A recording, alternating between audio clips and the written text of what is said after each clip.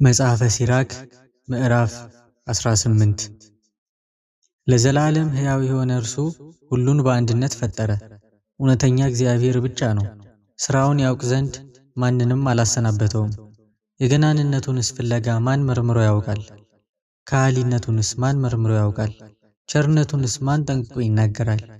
መጨመርም የለም መቀነስም የለም።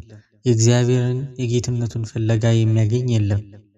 ሰውን በፈጠረው ጊዜ ያን ጊዜ ያዘዋል፣ ዘመኑንም ባስጨረሰው ጊዜ ያን ጊዜ ያሳርፈዋል። ሰው ምንድነው? ጥቅሙስ ምንድነው? በጎነቱ ምንድነው? ክፋቱስ ምንድነው? የዘመኑም ቁጥር ቢበዛ 100 ዓመት ነው። በባህር ውስጥ እንደ አንዲት የውሃ ጠብታ፣ ከአሸዋውም ሁሉ እንደ አንዲት የአሸዋ ቅንጣት እንዲሁ በዘላለማዊነት ዓመታት ዘንድ የሰው ዘመኑ ጥቂት ነው።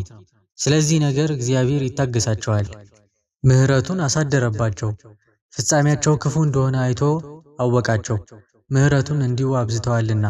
ሰው ባልንጀራውን ብቻ ይቅር ይላል፣ እግዚአብሔር ግን ፍጥረቱን ሁሉ ይቅር ይላል። ይቆጣል፣ ይገርፋል፣ ይቅር ይላል። እረኛም መንጋውን እንዲመልስ ይመልሳል። በተግሳጹ የሚታገሱትን ሕጉንም የሚከተሉትን ሰዎች ይቅር ይላቸዋል። የተወደደ ምጽዋት። ልጄ ሆይ በደስታ መካከል ሐዘንን አታስገባ፣ በምትሰጠውም ሁሉ ክፉ ነገርን አትናገር። ዝናብ ዋዕይን የሚያቀዘቅዘው አይደለምን? እንዲሁ በጎ ቃል ከመስጠት ይሻላል።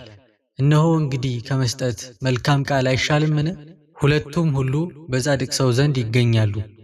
ንፉግ ልቡናውን ደስ ሳይለው ይሰጣል፣ ሰነፍም ይላገዳል አያመሰግንምም።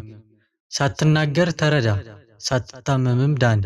ሳይፈረድብህ ራስህን መርምር፣ በመከራም ጊዜ ይቅርታን ታገኛለህ።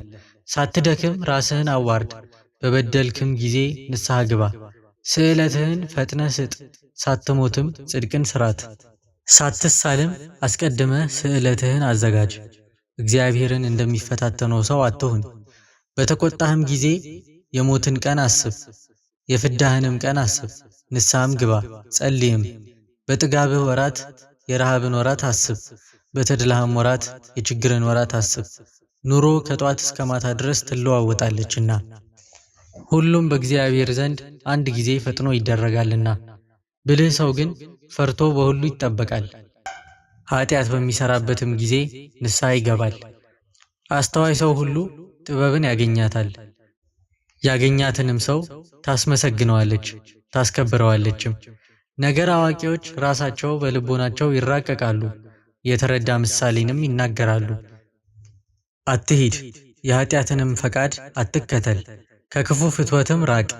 ለሰውነትህ የምትወደውን ከሰጠሃት ጠላትህን በአንተ የጨከነ ታደርገዋለች። በተድላ ብዛት ደስ አይበልህ፣ ከእርሷም ጋር ደስ ይልህ ዘንድ አትለምን።